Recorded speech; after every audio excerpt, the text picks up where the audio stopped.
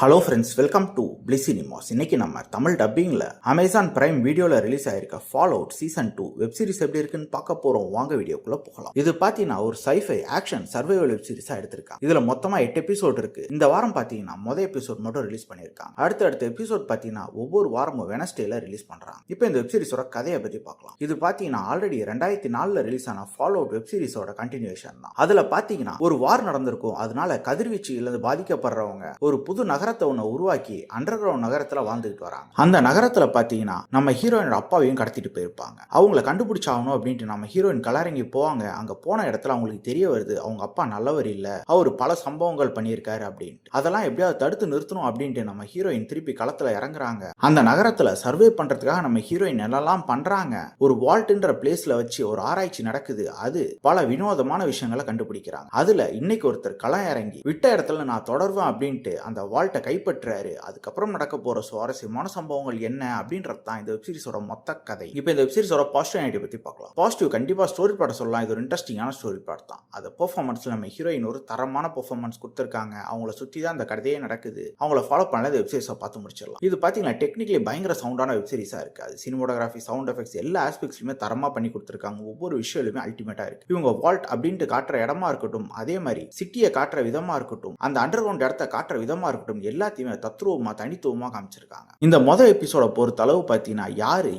என்ன பண்ண போறாங்க அப்படின்ற மாதிரி மட்டும் தான் காமிச்சிருக்காங்க. அதுவே நீட்டா இருந்தது, எங்கேஜிங்கா இருந்தது. கண்டிப்பா அடுத்தடுத்த எபிசோட எங்கேஜிங்கா இருக்கும்ன்றத நம்பலாம். மொத்தத்தில் இந்த வெப் சீரிஸ் மொத்தமா எப்படி இருக்கு அப்படின்றது வரும் வாரங்கள்ல தான் தெரியும். முதல் எபிசோட் பொறுத்தளவு தரமா இருக்கு. வெப் சீரிஸ்ல இந்த எபிசோட பொறுத்தளவு அடல் கண்டென்ட் எதுவுமே கிடையாது. இன்னொரு வீடியோல சந்திக்கலாம். தேங்க்யூ.